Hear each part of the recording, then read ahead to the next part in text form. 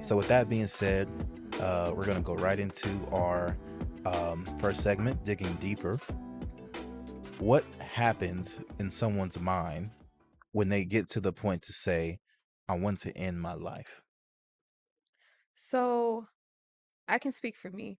Um, and I believe wholeheartedly that it's an attack of the enemy that is trying to get God's people to realize or to see that they don't matter, to see that God doesn't love them or don't know them or don't hear them. And so for me, it was just like from 14 until 25. I've attempted 7 different times in and out of the mental hospital as a young age at a young age, but I was addicted to drugs. I was drinking a lot, alcoholism, and so I was living a life of sin, and that all of that together was heavy. Like we aren't meant to carry that weight.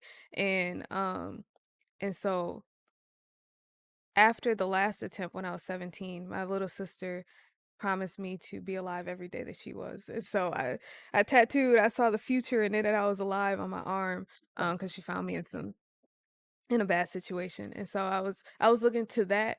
I didn't know God at the time, so I was looking to that to, carry me along. And so when I was 25, it was just like spiraling deeper and deeper into darkness. And so what was going on in my mind was I'm tired of living like this. I'm tired of being alive. Like I had a dark cloud over my head that I could not shake. Like I woke up every morning feeling defeated, feeling weighty, and I'm just like, okay, I did not see a way out. So I'm just like, ain't no way out. The Right, only right. way out is to not feel anything at all.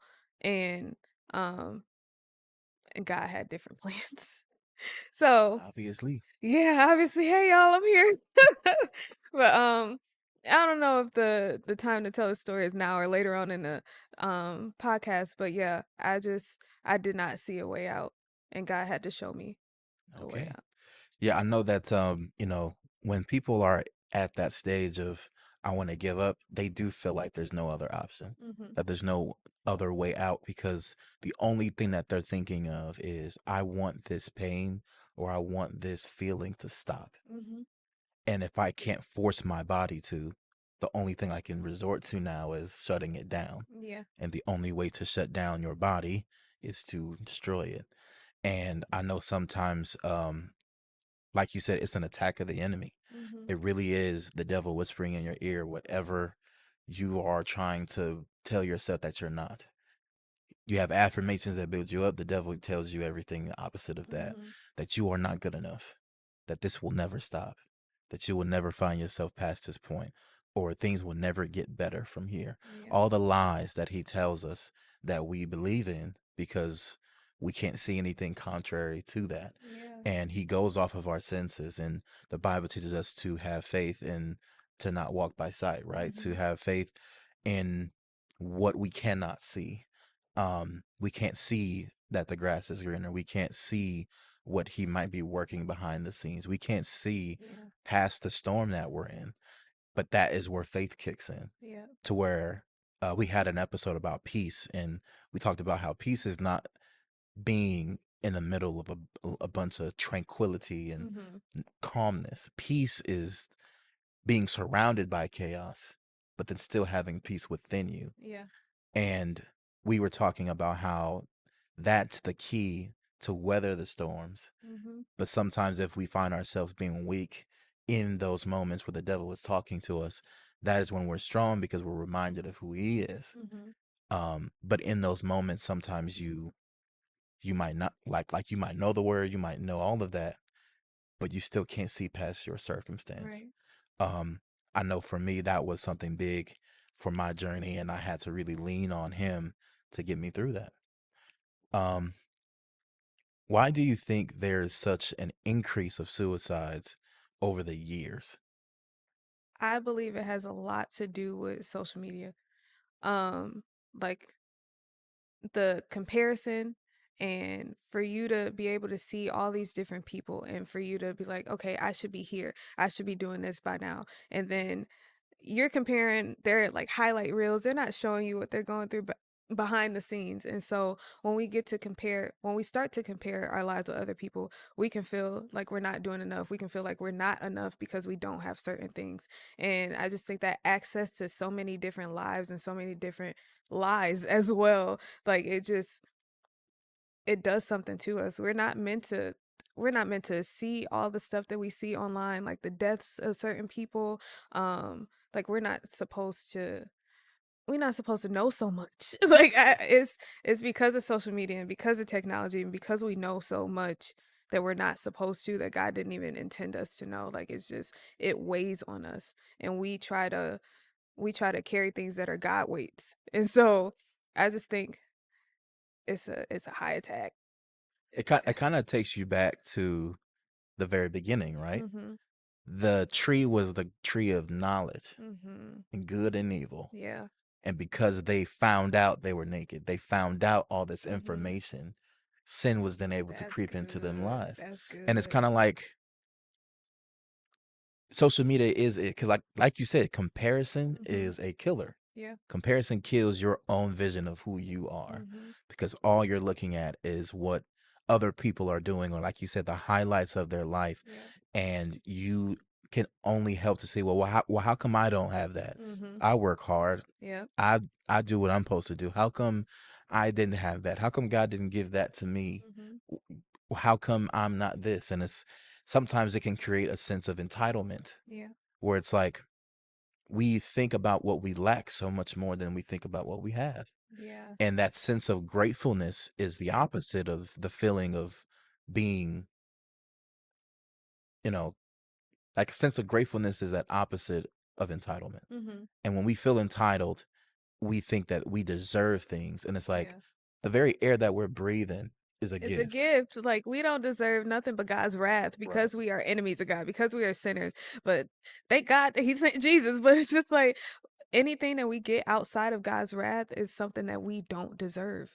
Yeah. And it's just like sight breeds desire as well. And you don't know you want something until you see it. And we're able to see all this stuff. And it's just like that's not what God intended. Yeah. And the enemy works through that. Too much knowledge too soon can be corruptible Mhm. because sometimes knowledge without wisdom of how to apply it to your life, Yeah. this is what you get. Yep. You get, okay, I know all this stuff.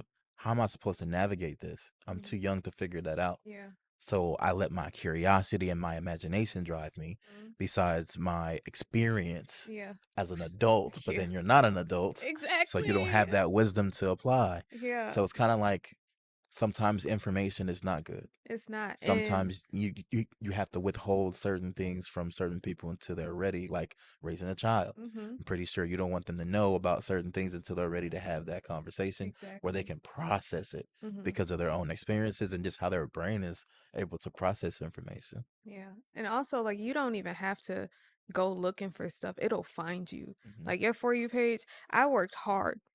I worked hard to sanctify my For You page. And like even then stuff will pop up and I'm like, uh-uh.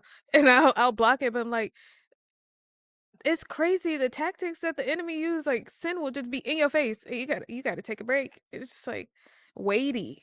But yeah. Yeah, there's so many tricks out there, so many different deceptions that lead to a way of thinking, and he's doing it in TV and in Hollywood and in social media and in so many different avenues that he's training our minds to then think opposite of what we Mhm. should. And that's been foretold in the last days that that's going to happen, and that's what's happening now.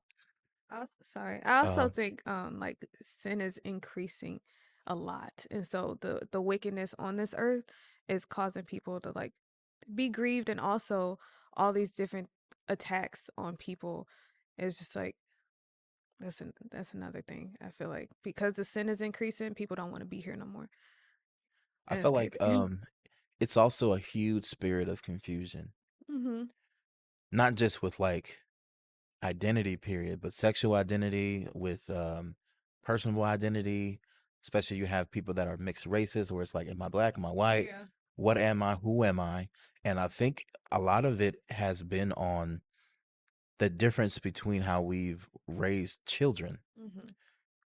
I know that I don't have any kids myself, Mhm. but I know that, over maybe just two, three generations, you went Yeah. from getting spanked in the middle of Walmart to now you can't touch your kids, Mhm. to where your kids can go have a full abortion without your knowledge, to where you used to wear long skirts to school and make sure you got home or whatever it might be. Yeah. It's like we are giving too many freedoms Yeah. to our kids too early, and Mhm. then they become entitled because we don't know how to tell them no, because we want them to be happy and we want them to be whatever. But it's like there still has to be a sign of discipline. Like no parents is really forcing their kids to go to church no more. There's no Yeah. I'm it's no like, well, my mama made me do this, so I don't want to do that to you. And it's like you have to also see the value in that. Mhm. Now there is always a way to instruct out in love, Right. because that's how Jesus and God did it. If you just look at since the beginning of time, God's people, every time we were given an opportunity, we were given instruction, and then Mhm. we disobeyed. Yeah. From Adam and Eve to the Israelites that ended up being enslaved in Egypt. Mhm. Then he gave clear instruction again, and then we still ended up Yeah. falling, and then Yeah. gave us Even till clear now. instruction again. And it's like it's always God giving us clear instruction, and then Mhm. we doing what we want to do, or building some kind of another god or some Mhm. gold statue, and we're going away from His teachings. It's always been our desires and our knowledge that Mhm. has gotten away of the spiritual awareness of really like spiritual warfare. And Yeah. sometimes our spiritual eyes are not open to it because we don't have that So use knowledge. our weapons. Exactly. Use a weapon. My mama taught me a scripture at least once a week, Mhm. and I couldn't go outside without learning that scripture. Like right along with my vocabulary Yeah. words Yeah. was some scripture, and it's like what parents are doing that. And I've been teaching youth for over 8 years, mhm. and these youth come go. They talk to me and the other leaders however they want. They kind of just do what they want to do, and there's Yeah. no real whatever. And I feel like it is also because of the lack of fathers being in the home as well, Oh, and because absolutely. there's a bunch of single mother options that they can lean on. Also, it's kind of like, well, you can either have an abortion or the government can take care of you, and it's like it's not so bad being a single mom, which you shouldn't have to be if men Yeah. stepped God up. But didn't. the God fact that a didn't. man is not in the home causes so much disorder, Mhm. because you do need that presence or some kind of male figure, even if that's God for you. Yeah. Some kind of thing to look up to, or to feel safe with, even as a woman or a man.